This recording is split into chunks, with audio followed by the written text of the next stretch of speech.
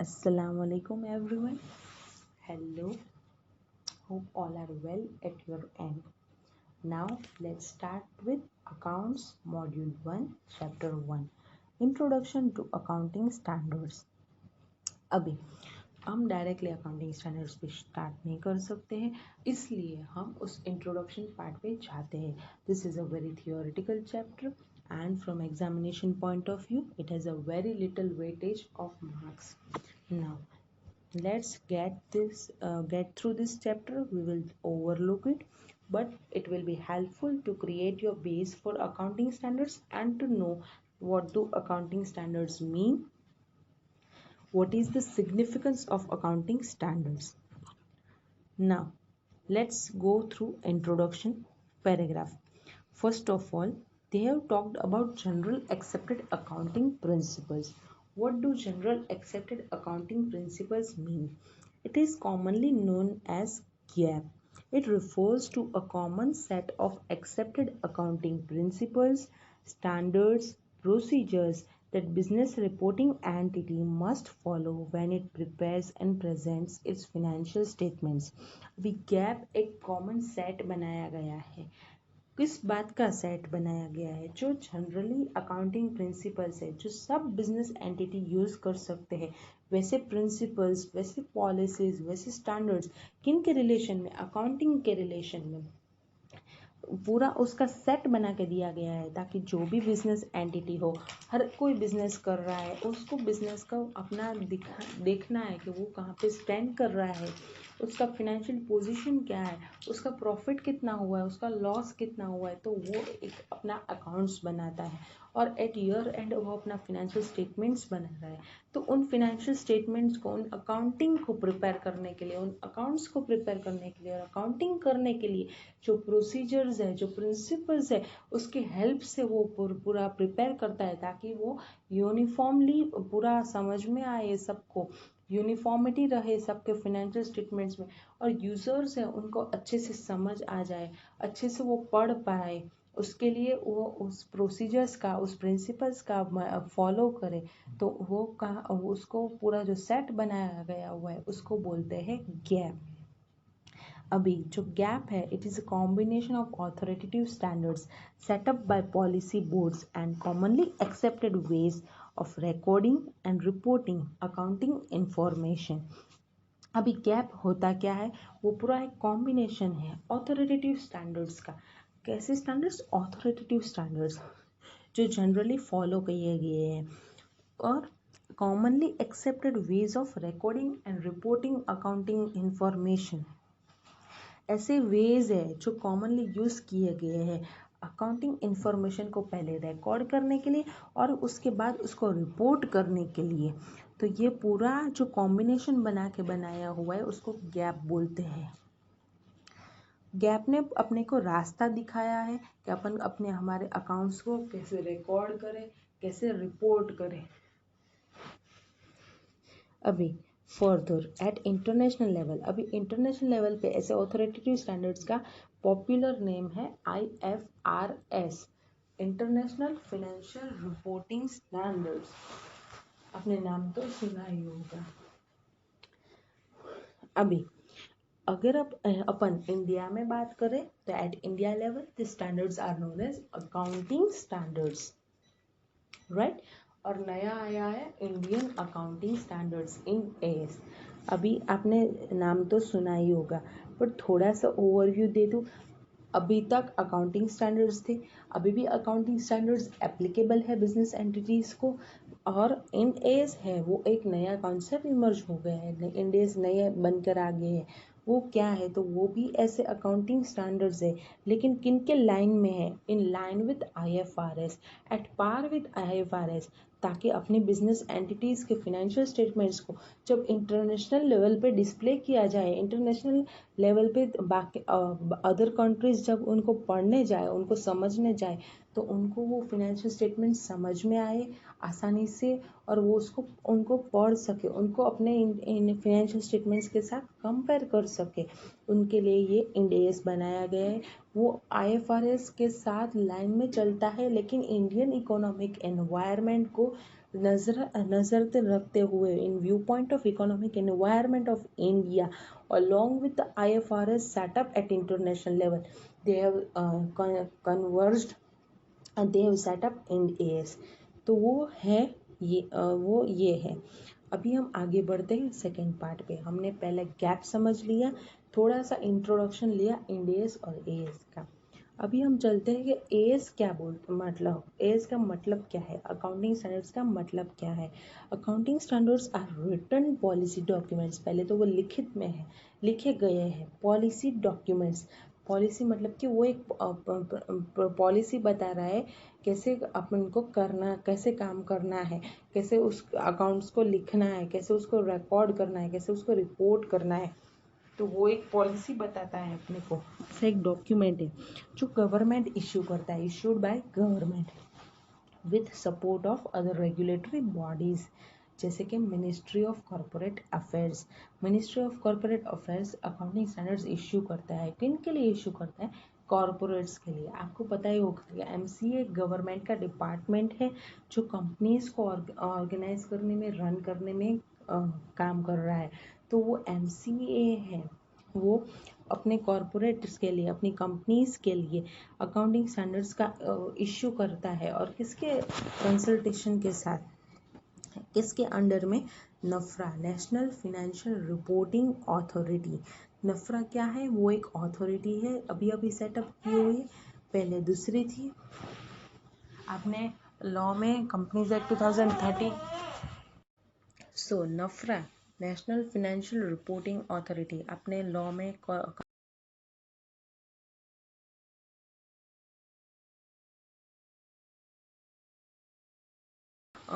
Companies act के accounts chapter के section में से उसको सेटअप करवाया गया है, उससे अपना लॉ का उसको बेस दिया गया है। और वो उस नफ्रा जो है वो ये अकाउंटिंग स्टैंडर्ड्स इश्यू करती है for the companies.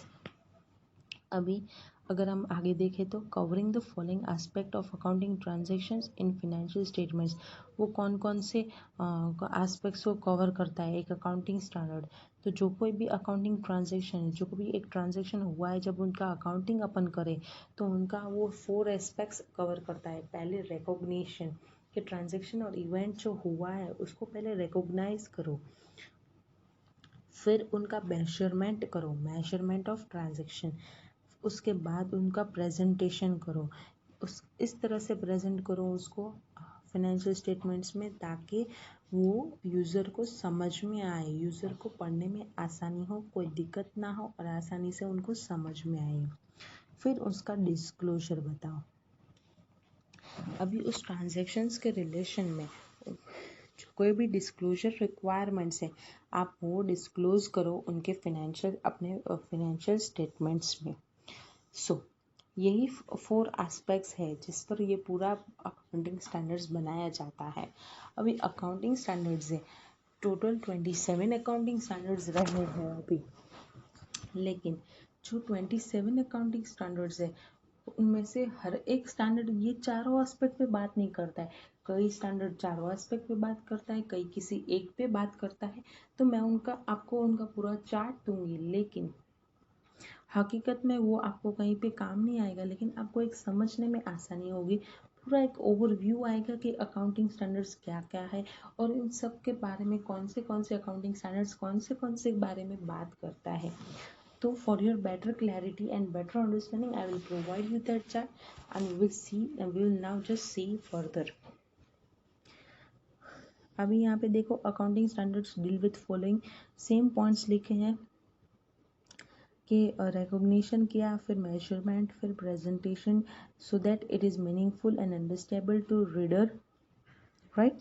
And the disclosure relating to this transaction, see, meaningful and understandable to reader, and thereafter disclosure relating to these transactions and events to enable public at large and stakeholders and the potential investors in particular to get an insight into what these financial statements are trying to reflect, and thereby facilitating to make them prudent and informed business decisions, so that they can take the business decisions in, and also they can be prudent about what this the financial statements want to से।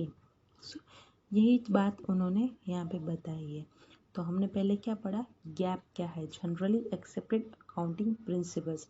Now we seen that what do you mean by accounting standards and what four aspects do accounting standards cover. Let's proceed further. The benefits of accounting standards. First of all, standardization of alternative accounting treatments. अभी किसी भी accounting treatment को देने के लिए alternative treatments हैं, मतलब कोई भी एक ट्रांजैक्शन है उसको पूरा रिकॉर्ड करने के लिए और ऑल्टरनेटिव ट्रीटमेंट्स हो सकती है, डिफरेंट मेथड्स यूज़ कर सकते हैं अपन। तो उसके लिए अभी सभी अलग अलग यूज़ करेंगे मेथड, तो उस वजह से जब कोई रीड करने जाएगा अपने और फाइनेंशियल स्टेटमेंट्स को कंपेयर करने जाएगा तो कभी किसी ने कोई और मेथड यूज़ की होगी, कभी किसी ने कोई और मेथड यूज़ की होगी, तो उस वजह से किसी कंपनी ने अलग मेथड यूज़ की, किसी कंपनी ने अलग मेथड यूज़ की, तो अभी वो अपने फाइनेंशियल स्टेटमेंट्स को कंपेयर नहीं कर पाएंगे। तो ये जो दिक्कत आ रही है और वेरिएशंस आ रहा है, उन कंफ्यूजिंग वेरिएशंस को एलिमिनेट करने के लिए ये पूरा अकाउंटिंग स्टैंडर्ड सेटअप किया गया है ताकि वो एक स्टैंडर्डाइज फॉर्मेट दे, तो सब वही फॉलो करे और उससे कंपेरेबिलिटी एंड यूनिफॉर्मिटी मेंटेन रहे, राइट। फिर अपन बात करते हैं रिक्वायरमेंट्स फॉर एडिशनल डिस्क्लोजर्स। हर एक स्टैट्यू अपना जो है वो कोई कहीं ना कहीं पे अपने किसी भी लेवल पे अपने मान लो कंपनीज एक्ट है तो वो कंपनीज एक्ट 2013 में कई डिस्क्लोजर रिक्वायरमेंट्स बताए गए हो गए कंपनीज के लिए, तो वो तो अपन को फॉलो करने के हैं, लेकिन that disclosure requirements are not enough. तो अकाउंटिंग स्टैंडर्ड्स अपने को बोलता है कि ये एडिशनल डिस्क्लोजर्स आप दो ताकि आपका जो अकाउंट्स है, आपका जो फाइनेंशियल स्टेटमेंट्स है ज़्यादा मीनिंगफुल बने और यूज़र को उसके बारे में डिटेल में पता चले कि आपने कहाँ पे क्या किया है, कौन सा ट्रीटमेंट यूज़ किया और यहाँ पे क्या क्या बातें हो रही है, तो यूज़र को अच्छे से समझ आए, उसको रीडेबल हो, उसको अपना इकोनॉमिक डिसीजन लेने में कोई दिक्कत ना आए, पूरी बात अच्छे से समझ में आए, उनके लिए अपन क्या करेंगे, अकाउंटिंग स्टैंडर्ड्स अपने को क्या बोलता है कि अपन एडिशनल डिस्क्लोजर्स दे। तो ये जो बिजनेस एंटिटीज़ है उनको स्टैच्यू के तक डिस्क्लोजर्स फॉलो करने के हैं, लेकिन अकाउंटिंग स्टैंडर्ड्स ने जो अपने डिस्क्लोजर्स बोले उनकी रिक्वायरमेंट्स को भी पूरा करना है। तो ये एक बेनिफिट है कि अपना डिटेल्ड इंफॉर्मेशन अपने को रीड करने मिलती है रिपोर्टिंग एंटिटीज़ की। फिर कंपेरेबिलिटी ऑफ फाइनेंशियल स्टेटमेंट्स। मैंने आपको बोला कि अभी अकाउंटिंग स्टैंडर्ड्स फॉलो करेंगे तो हर एक कंपनीज मतलब हर एक बिजनेस एंटिटीज़ एक मतलब कॉमनली ट्रीटमेंट्स देंगी, कॉमनली पॉलिसीज़ फॉलो करेगी, उससे क्या होगा कि इंट्रा एंटरप्राइज मतलब कि एंटरप्राइज के अंदर ही डिपार्टमेंटल या ब्रांच या वो जो फाइनेंशियल स्टेटमेंट्स हैं उनका कंपेरिजन आसान रहेगा, प्लस इंटर कंपेरिजन ऑल्सो आसान रहेगा। एक इंडस्ट्री के अंदर बहुत सारी बिजनेस एंटिटीज़ है तो उनका जो अंदरों अंदर कंपेरिजन करना है वो भी आसानी से कर पाएंगे अगर वो सब एट पार ट्रीटमेंट्स फॉलो कर रहे हैं, तो उसके लिए अकाउंटिंग स्टैंडर्ड्स अपने को मदद रूप रहता है।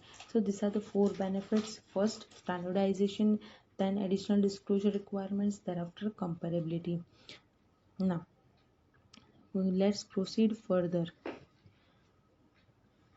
Standard setting process accounting standards board है, वो ICAI का अकाउंटिंग स्टैंडर्ड्स बोर्ड है।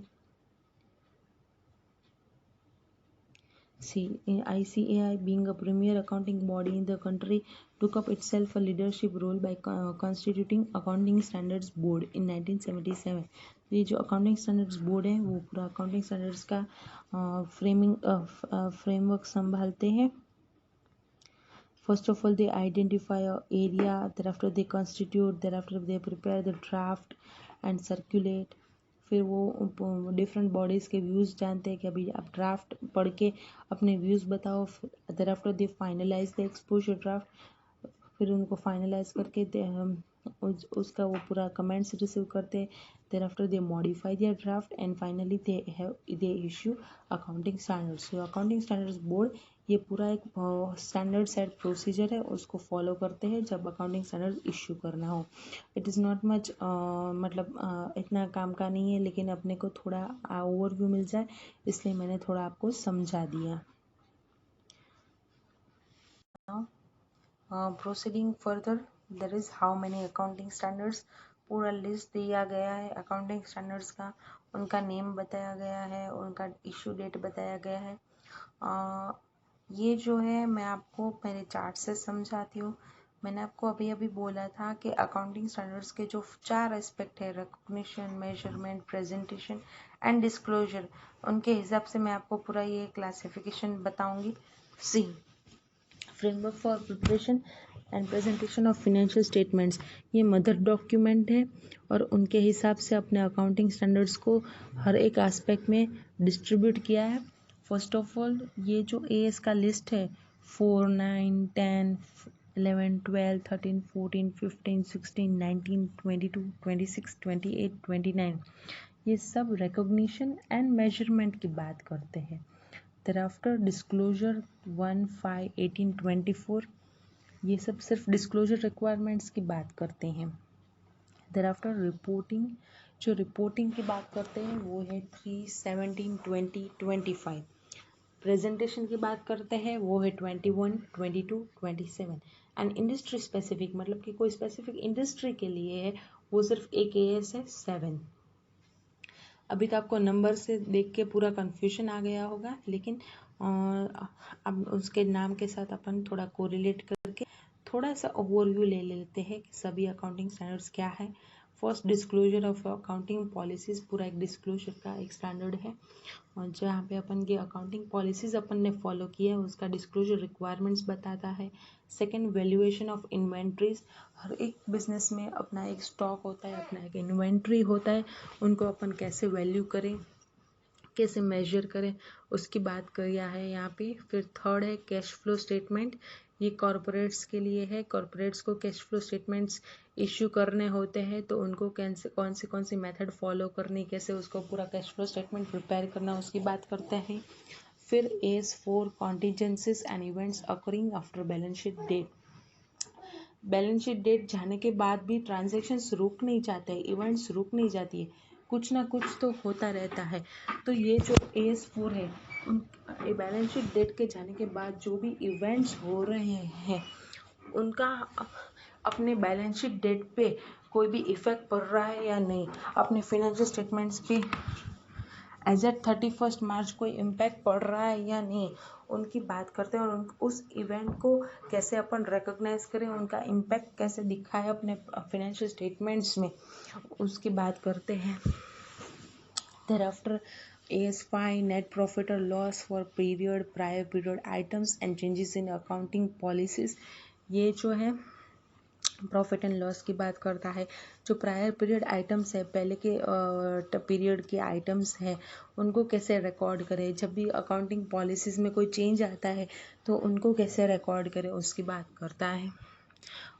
उनको कैसे डिस्क्लोज करें उनकी बात करता है। thereafter AS7 कंस्ट्रक्शन कॉन्ट्रैक्ट्स, मैंने आपको बोला ये इंडस्ट्री स्पेसिफिक है, स्पेसिफिकली इंडस्ट्री कंस्ट्रक्शन इंडस्ट्री उनके लिए बनाया गया है वो कैसे अपने अकाउंटिंग करें। thereafter AS9 रेवेन्यू रिकॉग्निशन, जब भी कोई इनकम आ रही है अपन को तो हम उन इनकम को कब रिकॉग्नाइज करें, जब कैश रिसीव हो या फिर जब वो इनकम को अपन ने वर्क अपॉन कर दिया हो, मतलब उस इनकम के लिए अपने काम कर दिया हो, तो वो रेवेन्यू कब रिकॉग्नाइज करें अपन अपनी बुक्स में, उनकी बात करता है। फिर AS10 प्रॉपर्टी प्लांट इक्विपमेंट, हर एक के पास फिक्स एसेट होता है, बिजनेस एंटिटी उन फिक्स एसेट को कैसे अपने बैलेंस शीट में डिस्क्लोज करे, उनके साथ कैसे ट्रीटमेंट करे, उनका डेप्रिसिएशन का ट्रीटमेंट क्या होगा। पहले AS6 डेप्रिसिएशन अलग से था, अभी वो पूरा डेप्रिसिएशन का पार्ट भी AS10 में कवर कर दिया गया है, वो रिवाइज करके नया बन चुका है तो वो इसके बात करता है।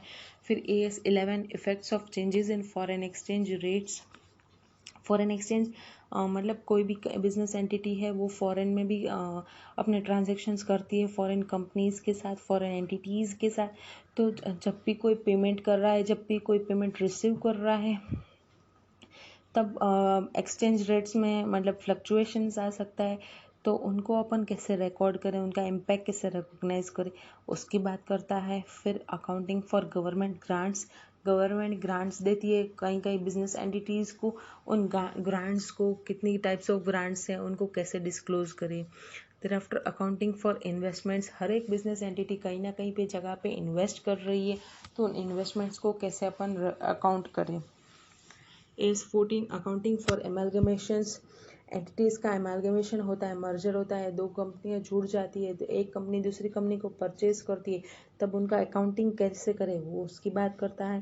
15 एम्प्लॉय बेनिफिट्स, एम्प्लॉय के लिए हर कोई बिजनेस एंटिटी कहीं ना कहीं बेनिफिट्स देती है एम्प्लॉय वेलफेयर्स के लिए। मान लो ग्रेजुटी है, पेंशन है, कहीं ना कहीं स्कीम्स निकालती है, तो उनका अकाउंटिंग कैसे करें उनकी बात है। फिर एज 16 बोरोइंग कॉस्ट्स, ये है कि अपन को जो बोरो करने के लिए जो कॉस्ट लगती है, उन कॉस्ट को कब कैपिटलाइज किया जाए और कब रेवेन्यू में दिखाया जाए, उनकी बात करता है। फिर एज 17 सेगमेंट रिपोर्टिंग, जब भी अपनी एंटिटी बहुत बड़ी है, अपनी कंपनी बहुत बड़ी है, उनके ब्रांचेस है, उनके सेगमेंट्स हैं, तो उन सेगमेंट्स को किस किस बेसिस पे क्लासीफाई करना, उनका रिपोर्टिंग करना कैसे, उनका डिस्क्लोजर कैसे करना। thereafter AS 18 related party disclosures, हर कोई एंटिटी कहीं ना कहीं अपने रिलेटेड पार्टी के साथ भी कोई ट्रांजैक्शन कर रही है, तो उनको अपन के उस ट्रांजैक्शन को अपने फिनेंशियल स्टेटमेंट्स में कैसे डिस्क्लोज करना, ताकि यूजर्स को पता चल सके कि ये जो ट्रांजैक्शन था अपने रिलेटेड पार्टी के साथ अपन ने किया था। thereafter एज 19 लीजेस, लीज पे अपन कई बार एसेट्स या प्रॉपर्टीज़ है वो लेते हैं, तो उनका क्लासिफिकेशन कैसे होगा, उनका अकाउंटिंग कैसे होगा, उनके बारे में बात की है। 20 अर्निंग्स पर शेयर, स्पेसिफिकली फॉर कंपनीज है ये, कि जो उनका कंपनीज का जो अर्निंग्स हुआ है, नेट अर्निंग्स हुआ है, उनको पर शेयर में डिवाइड करके जो डिस्क्लोज करते हैं, उनके बारे में यहाँ पे बात की गई है। उनका पूरा अकाउंटिंग दिखाया गया, मतलब उनका पूरा कैलकुलेशन दिखाया गया है, समझाया गया है। फिर एज 21 कंसोलिडेटेड फाइनेंशियल स्टेटमेंट्स, यहाँ पे कंसोलिडेशन की बात हुई है। एट द ईयर एंड जब हम अपने सेगमेंट के साथ अपना कंसोलिडेटेड फाइनेंशियल स्टेटमेंट्स दिखाते हैं, तो वो उनको कैसे प्रिपेयर करना, उनकी ट्रीटमेंट्स कैसे देनी, उसके बारे में बात की है। फिर 22 accounting for taxes on income, ये deferred tax asset, deferred tax liability, ऐसा आपने वर्ड सुना होगा, ये यहाँ से इमर्ज हुआ है, उनके बारे में पूरा अकाउंटिंग का समझाया गया है। डिटेल में हम बाद में पढ़ेंगे इन फ्यूचर, अभी तो आपके सिलेबस में ये एस है नहीं। फिर S 23 accounting for investments in associates in consolidated financial statements, consolidation करते वक्त जब हमारा कोई एसोसिएट ग्रुप है, तो उनको हम कैसे कंसोलिडेट करके अपने फाइनेंशियल स्टेटमेंट्स में दिखाए, उनका अकाउंटिंग बताया गया है। 24 डिसकंटिन्यूइंग ऑपरेशंस, कोई ऑपरेशंस हमने बंद कर दिया, कोई लाइन प्रोडक्ट लाइन अपन ने बंद कर दी है कोई भी बिजनेस एंटिटी ने, तो उनका अपन डिस्क्लोजर कैसे देंगे। फिर 25 इंटरिम फाइनेंशियल रिपोर्टिंग, कॉरपोरेट्स है वो अपने फाइनेंशियल स्टेटमेंट्स क्वार्टरली एंड पे या हाफ ईयरली एंड पे रिपोर्ट करते हैं, तो उनके बारे में डिस्क्लोजर रिक्वायरमेंट्स बताइए। एज 26 इंटेंजिबल एसेट्स, यहाँ पे इंटेंजिबल एसेट्स की बात की गई है, जैसे कि गुडविल, ट्रेडमार्क, पेटेंट्स, कॉपीराइट, उनके अकाउंटिंग, उनके ट्रीटमेंट की बात की गई है। अभी यहाँ पे मैं आपको बता दूँ, एक पूरा एएस था रिसर्च एंड डेवलपमेंट एक्सपेंस पे, वो यहाँ पे मर्ज कर दिया गया है। रिसर्च एंड डेवलपमेंट एक्सपेंस का ट्रीटमेंट क्या होगा, ये यहाँ पे इंक्लूड कर लिया गया है। फिर as 27 financial reporting of interest in joint ventures, जब हमारा कोई ऐसा जॉइंट वेंचर होता है, तो हम कंसल्टेशन करते वक्त या उनका रिपोर्टिंग करते वक्त हम उसको कैसे रिपोर्ट करेंगे, कैसे अकाउंट करेंगे, उनके बारे में बात की गई है। फिर thereafter 28 इम्पेयरमेंट ऑफ एसेट्स, कोई भी एसेट्स हो आफ्टर अ टाइम उनका इम्पेयरमेंट होता है, तो इम्पेयरमेंट का मतलब क्या है, उनका रिकॉग्निशन कैसे होगा, उनका मेजरमेंट कैसे होगा, उनका बात किया गया है। Thereafter, provisions, contingent liabilities, contingent assets, AS 29। कोई भी एक्सपेंस के लिए, कोई भी खर्चे दिक्कत आने के लिए, अनसर्टेनिटीज़ के लिए अपन प्रोविजंस क्रिएट करते हैं। कोई भी लायबिलिटीज़ जो एक्सपेक्टेड होती हैं उनको रिकॉर्ड करते हैं। तो उन सब के लिए ये पूरा ये बनाया गया है। इन डिटेल हम फर्दर बाद में पढ़ेंगे इन फ्यूचर, अभी तो अपने सिलेबस में नहीं है। तो ये मैंने पूरा ओवरव्यू दे दिया सब एएस के, ठीक है। अभी हम आगे बढ़ेंगे for next topic. Proceeding further, next is need for convergence towards global standards, कि हमको क्या नीड अराइज हो रही है ग्लोबल स्टैंडर्ड्स के साथ मैच होने की। तो फर्स्ट पॉइंट तो ये है कि हर कोई एंटिटी है, ऐसा नहीं है कि यहीं के शेयर मार्केट से अपना हर कोई कंपनी है वो, ऐसा नहीं है कि यहीं के शेयर मार्केट से अपना पूरा कैपिटल रेज करे। अभी तो सब एमएनसीज मान लो या फिर और कोई कंपनीज जो बाहर से भी कैपिटल रेज करना चाहे फ्रॉम अदर कंट्रीज, तो उनके लिए हमें अपने फाइनेंशियल स्टेटमेंट्स डिस्क्लोज करने पड़ेंगे।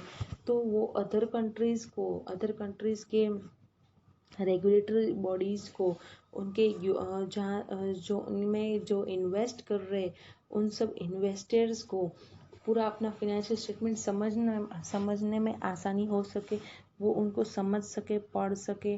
उनके लिए ये ग्लोबल स्टैंडर्ड्स यूज़फुल होते हैं कि अगर हमने उनको फॉलो किया है अपने फाइनेंशियल स्टेटमेंट्स में बनाने के लिए, तो उन लोगों को समझने में आसानी होगी और हमारे लिए आसानी होगी कि हम कैपिटल रेस कर पाएंगे अदर कंट्रीज से। तो फर्स्ट ऑफ ऑल तो ये है कि it would be helpful to raise capital from the markets other than the country in which the entity is located. Thereafter, international analysts and investors. International level पे कई analyst होते हैं, कई investors होते हैं जो लगातार फाइनेंशियल स्टेटमेंट्स को कंपेयर करते हैं सिमिलर बेसिस पे, ताकि वो पूरा सपोर्ट कर सकते हैं इंटरनेशनल स्टैंडर्ड्स को और जो क्रॉस बॉर्डर ट्रांजेक्शन्स हो रहे हैं उनको। तो उसके लिए ये हेल्पफुल होगी अगर ग्लोबल स्टैंडर्ड्स को फॉलो किया जाए। Global standards facilitate a cross-border flow of money, global listing in different stock markets, and comparability of financial statements. जो ग्लोबल स्टैंडर्ड्स है उनसे क्या आसानी होगी, क्या क्रॉस बॉर्डर पे जो ट्रांजेक्शन्स हुआ, मनी आया, उनका फैसिलिटेट कर पाएगा। thereafter global listing in different stock markets, other countries के स्टॉक मार्केट्स में अदर कंट्रीज़ में हमारा ग्लोबल लिस्टिंग कर पाएंगे कंपनी को। if we are following the global standards, the financial statements will be disclosed there, will be understandable to the foreign regulatories, foreign investors, and we could be listed globally and we could raise capital from their stock markets and also invest in their stock markets. Thereafter, it facilitates accounting and reporting for companies in global operations and eliminates some costly requirements, say reinstatement of financial statements. जब भी कोई company है globally काम करती है, globally operate करती है, तो उनके जो फॉरेन ऑपरेशंस हैं उनको अकाउंट करने में, उनको रिपोर्ट करने में आसानी रहती है। और अगर वो अपने तरीके से फॉलो करेंगे और वहाँ पे जो उनका सेगमेंट है वो ग्लोबली ऑपरेट कर रहा है, तो वो उस कंट्री के हिसाब से अपने फाइनेंशियल स्टेटमेंट्स दिखाएगा। तो उस फाइनेंशियल स्टेटमेंट्स को अपने फाइनेंशियल स्टेटमेंट्स के हिसाब से वापस रीइंस्टेट करना पड़ेगा। तो ये जो नीड है रीइंस्टेट करने की, वो एलिमिनेट हो जाएगी अगर अपन ग्लोबल स्टैंडर्ड्स फॉलो करते होंगे। Sorry. So, for the companies with joint listing in both domestic and foreign country, convergence is very much significant. So, this way, we both domestic and foreign companies, where the convergence is very much required, so that our accounting standards must be in line at par with the international global standards, right? So, this was the convergence requirement, that why should we move towards global standards. Proceeding further, International Accounting Standards Board. ये तो पूरा एक board setup किया गया है जो publish करता है IFRS को.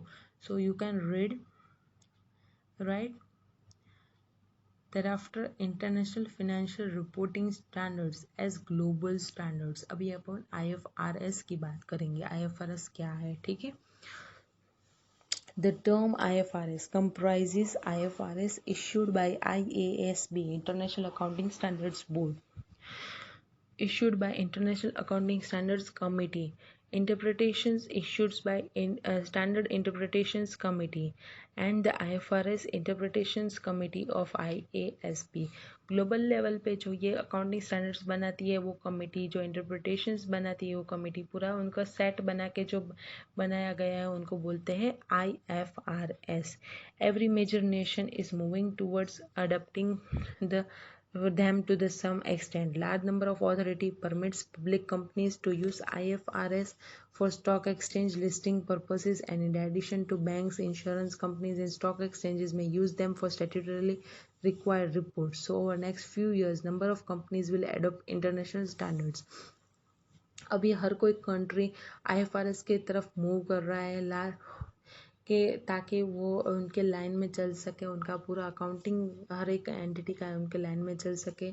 अभी तो लार्ज नंबर ऑफ ऑथोरिटीज़ है, जैसे कि पब्लिक कंपनीज है, वो तो IFRS को फॉलो करने लगी है बिकॉज स्टॉक एक्सचेंज के लिस्टिंग रिक्वायरमेंट्स है. फिर बैंक्स है जो उनको फॉरेन कंट्रीज़ में लेवर देवर रहता है, तो उनके लिए, बैंक्स के लिए, इंश्योरेंस कंपनीज के लिए ये तो स्टैट्यूटरी रिक्वायरमेंट हो जाएगा IFRS फॉलो करने के लिए. और अभी थोड़े साल बाद तो सभी कंपनीज इमर्ज हो जाएंगी IFRS को फॉलो करने के लिए, ठीक है. तो ये हुआ अपना बेसिक इंट्रोडक्शन अबाउट IFRS. अभी उनके बेनिफिट्स की बात करें तो improves investor confidence across the world. अभी पूरे ग्लोबल लेवल पे अपना कंपेरेबिलिटी रहेगा, अपना ट्रांसपेरेंसी रहेगा, तो इन्वेस्टर में एक कॉन्फिडेंस आएगा कि हम उनके फाइनेंशियल स्टेटमेंट्स को पढ़ पा रहे हैं, समझ पा रहे हैं.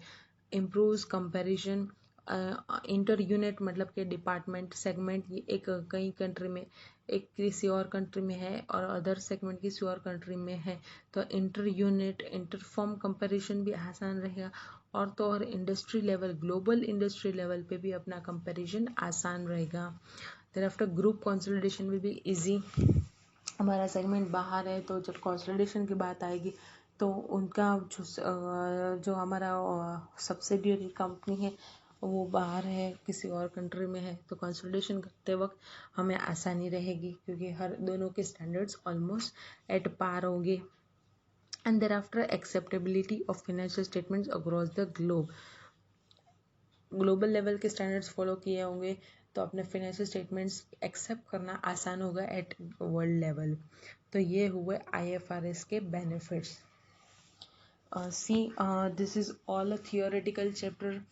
I know it would be sometime boring, sometime you will feel के मैम बोले जा रहे हैं, but it is a theoretical chapter and थोड़ा बेस बन जाएगा अपना कि IFRS क्या है, इंड AS क्या है, AS क्या है, हमारा मदर फ्रेमवर्क क्या बात करता है, गैप क्या है.